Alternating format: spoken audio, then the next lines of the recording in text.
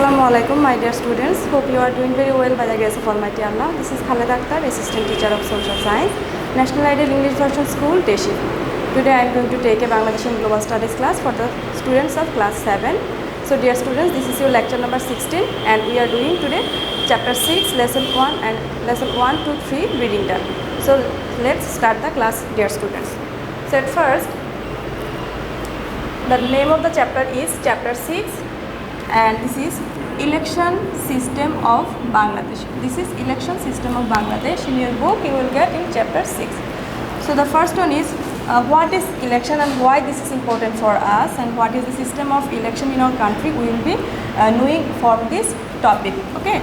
So election is one of the most important founding principles of democracy. In this system, the citizens get the option to elect the representatives from more than one candidate.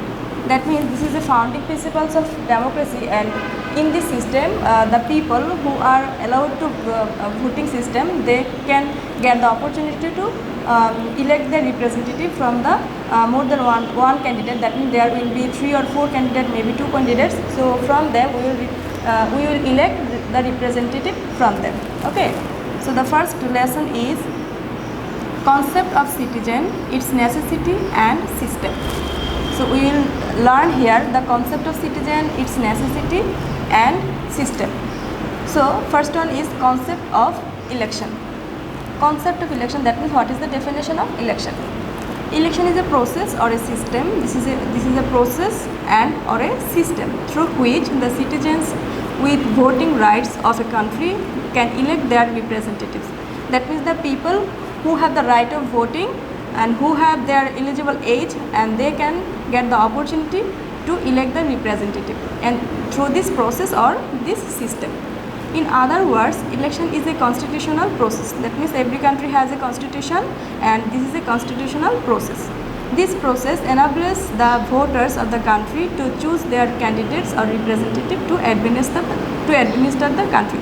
That means the people who will elect the representative, and that representative will administer the country. That means they will monitor the country, maintain all the duties and responsibilities. This is the process by which we will elect that persons. And now kinds of election. There are 2 kinds of election. Number 1 is direct election and the number 2 is indirect election. Direct election means the process where people directly elect the persons through their voting, casting voting, and the indirect means when the citizens are not directly related to this election. That means the persons who are not related to the election directly, this is indirect election. So we will go through the definition. When the citizens elect their representatives directly through casting their votes, it is called direct election. When the citizens elect the representative directly through casting their votes, that means the people are directly related to the election. So it is called direct election. Members of the national parliament are elected through direct election in our country. There are 300 members and 50 reserved members in our country, which are who are the part of parliament. They are elected through the direct voting. That means 300 members are elected through this direct voting. And the indirect election, in this process citizens do not elect the representatives through direct votes. Here the process is done in 2 phases. That means there are two phases. Phase 1 and phase 2. So the first one is, that means the number 1 is citizen elect their members for an intermediary body through direct voting. Intermediary bodies are that 300 members. Okay. So these 300 members are the intermediary body. Then these members, that means these 300 members elect the ultimate representative through their votes. So they select the ultimate representative through their votes.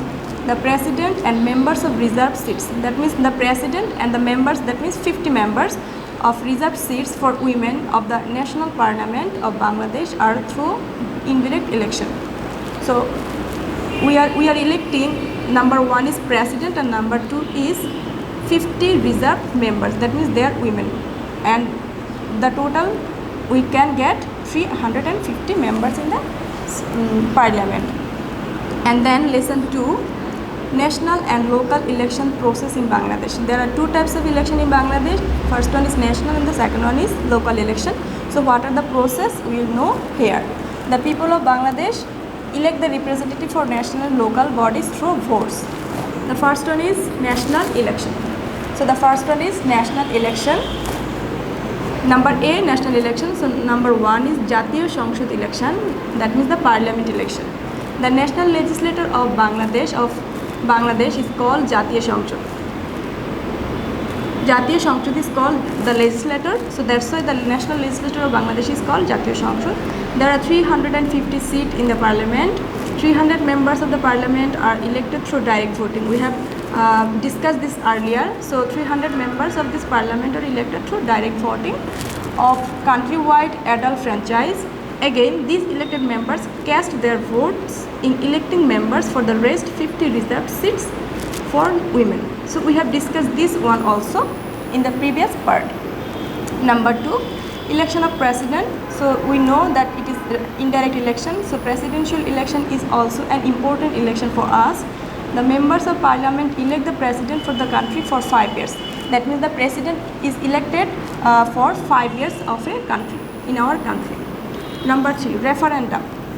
Referendum is held for taking the opinion of the public or the validation of any important issue. That means whenever any important issue arises in our society, we were used to take referendum. That means all the people's opinion together. Referendum has been scrapped through the 15th amendment of the constitution. Before 15th amendment of our constitution, referendum was valid in our country, but right now after the 15th amendment of our country, it has omitted or scrapped from our constitution. So this is not in practice in our country right now, but it is still in practice in other countries of the world. So these are the national election process, and then the local election. There are a number of local governments under the central government in order to conduct local administration as well as development activities in a proper way. These are union and upazila parishads in the rural areas and municipalities and city corporations in towns and cities. That means in local area we get union and upazila parishads, municipalities and city corporations in towns and cities. The first one is union parishad. Union parishad are village based. We know union parishad are village based. At present there are 4,571 unions in the country.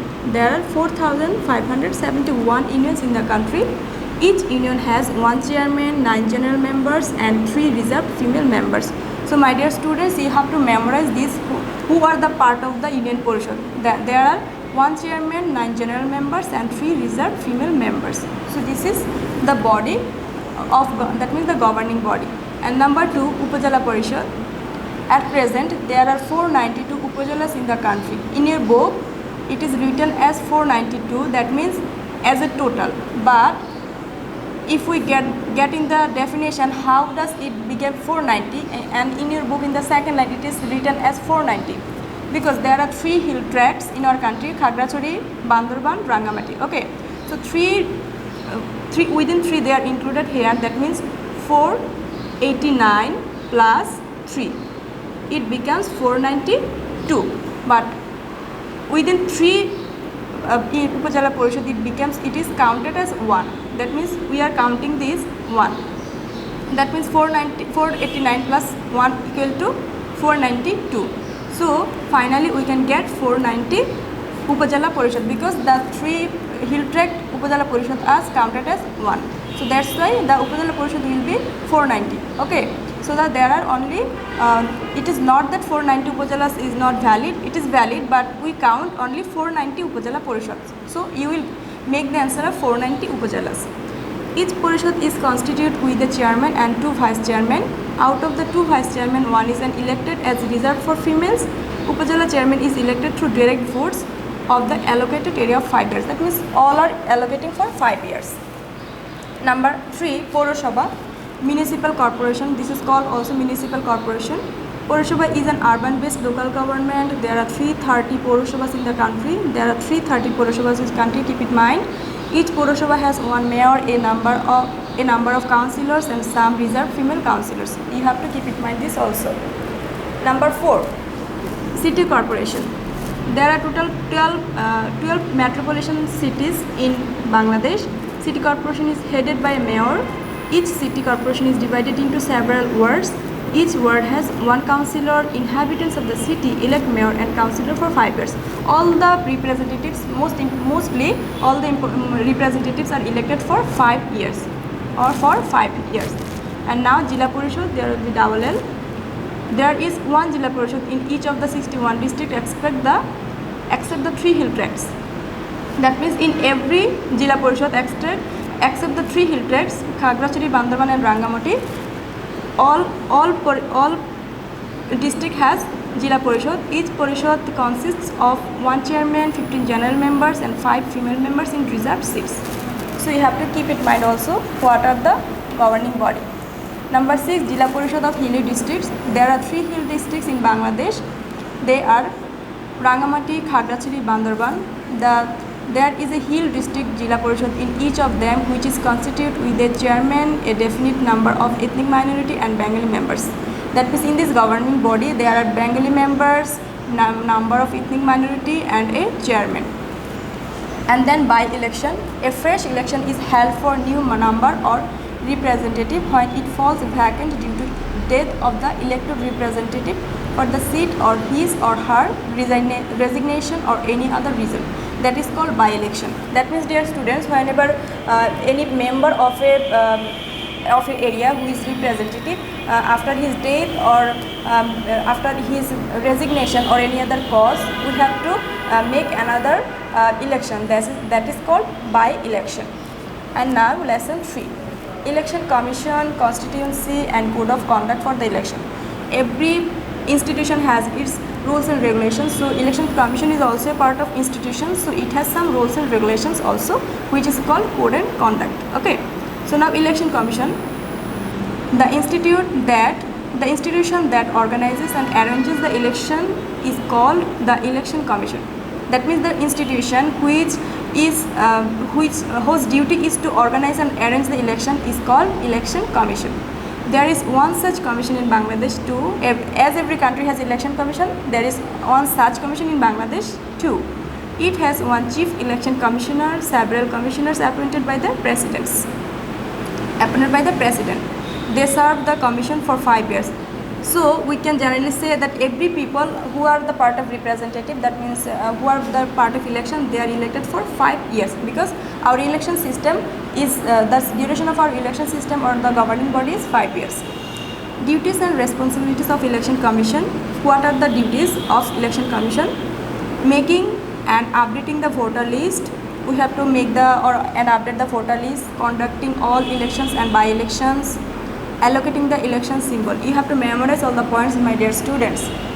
Number 4, demarcating the constituencies, setting up polling center, preparing the code of conduct, printing the ballot paper, making ballot boxes, smooth imposition of code of conduct, taking votes and declaring the result, resolving the election feuds. That means all of the things which is related to election, what are the procedure is done by them, and they have to be responsible for them, and they have to do this very carefully. And now constituencies. The whole country is divided into specific areas for the sake of electing representatives.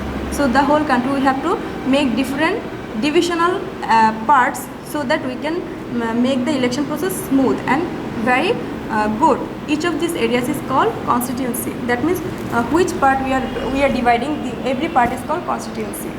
Code and conduct of the election. Code and conduct for the election, that means the person who is part of election, what are their duties. No procession or rally, here will be or. No procession or rally is permitted when submitting the nomination paper. Writing on the wall or sticking posters on the wall is not allowed. Meetings cannot be held on the streets and roads. Posters can be hung on cords and placards can be used. No gates and lighting for publicity are permitted. Motorcycles or any other vehicles is not permitted to rally. Voter cannot be gifted with anything and served with tea or drink in the camps. So this is the code of conduct for the election, which is not done by the representatives, and they have to maintain all the things. So my dear students, this is all for today. Hope you have understood today's topic. If you have any confusion about this chapter or the topics, you can contact with us, or you can share this thing in our live classes. And today you don't have any SW, and go through the topic properly, and see you to the next class. Assalamu alaikum. Allah Hafiz.